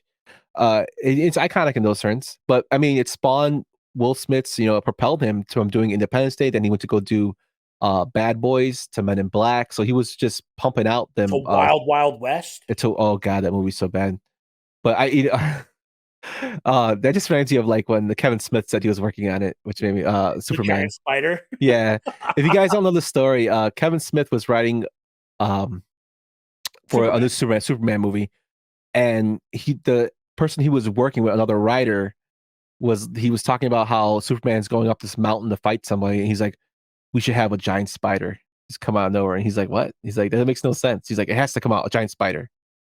And when Kevin Smith eventually like lost interest in the project and he got detached from it, that guy went on to produce Wild Wild West, and they have a fucking giant spider in the movie. Not just a giant spider, but a giant steampunk spider. Yeah. Right? Like Yes. It's powered by steam. And it's a giant fucking steampunk spider, and it's the worst. Oh my god! I think I took my high school sweetheart to see that movie, and it was horrible. Dude, we saw Wild Wild West in a double feature. We saw Big Daddy earlier in the day, and then we went to go see Wild Wild West at night. Like we swam in between, and we emptied the pool. The pool was like it was so empty because we were splashing around doing goofy shit in there. But we put the hose in there to refill the pool, and we forgot about it. And when we came back from Wild Wild West at like midnight, the whole backyard was flooded. Oh my god, yeah. I'm pretty sure the parents would have been happy about that. That's what I'm talking about, right? Like that's what I'm talking about. Like it's not always about the fucking movies. It's about who you were with, what you were doing when you saw them, right? That's my favorite part of our conversation. Like you remember going to see The Lion King with your brother, right? We talk about going to see movies with your parents and where you were. I love it. I love that we get into that here. Not just about, oh, who did this movie? Do you like this movie better or do you like this movie better? you like this movie from this director better, or do you like this movie from this director better? Right? It's not just about that, right? It's about Yeah, I totally agree. Like, we're just trying to be different, guys. That's just, you know, like we're both passionate about film. We're both film nerds, but I think the experience of how we experience the movie, the same as you. Everybody has their own experiences of things. That's why I love our Twitter questions with when you guys reach out to us, tell us about, you know, like Shane when he said about seeing the movie with his dad, you know, before he passed. That's a pretty powerful moment, you know. That takes that movie for me, like, oh, it was the Avengers, but it takes that story from like a 5 to like a 9. Like that's the cool shit about movies. That's the power of the movie, man. Not just about which one do you like better. Totally agree. But with that, we're gonna go into what's coming soon. So, as you know, me and Swole, we get a little spicy sometimes with our takes. We don't always agree on certain things. And if you listen to our last episode on mafia and organized crime movies, you know I hate Scarface, and so does Swole. So that's considered a hot take. So we decided next episode, why don't we get even more spicier and come out with our hot takes on film? What do you think about that, Swole? I love that idea. I love that things might be up for a debate, right? We might have some conversations about this with hot takes. I think it's super fun. What else do we have coming up soon, Yumper? We got something on June 4th. Something going on that day. I don't know. Oh yeah, we're hosting our first inaugural annual event. That's for you, Fids. We are going to be having a theater rented out for Top Gun. Now we do have some spots available. It's filling up fast, guys. There's only a limited amount of spots, but we have some spots available. So if you really want to go to the show, reach out to us as soon as possible at Yumper and Swole on our Twitter and message us there. Please include your real name. Yes. Because we don't know everybody by their handle. Yes. Massively real, important. God, I love you, Yumper. Please include your real name. And also, you guys might have a little surprise when you show up. So please come. Let us know if you want to go. It's going to be an awesome time. The movie's at 7:30, I believe, Swole, that day? Yeah, 7:30, Streets of Woodfield. We're going to meet in the lobby because we all have to go in together, and then everybody can come out and get their drinks or whatever, get their popcorn. So, but yes, it's going to be a fun time.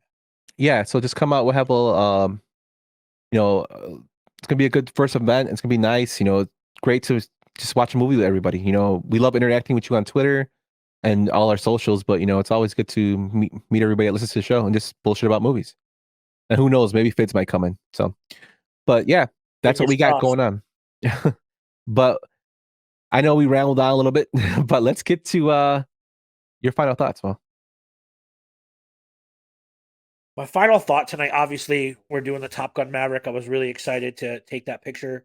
But my final thought tonight is pretty straightforward, right? Yumper and I met on White Sox Twitter. We're part of a group called the Tainted Glove, where baseball is a passion of ours. I got it hanging out in the back, but fuck Josh Donaldson. Tim Anderson, we love you. That's all I'm saying tonight. But TA, we got your back. Fuck you, Josh Donaldson. Peace, guys. Peace out, guys. Thank you for listening to Yumper and Svo at the Show podcast, a Tainted Glove production. That's it. I'm getting out of here.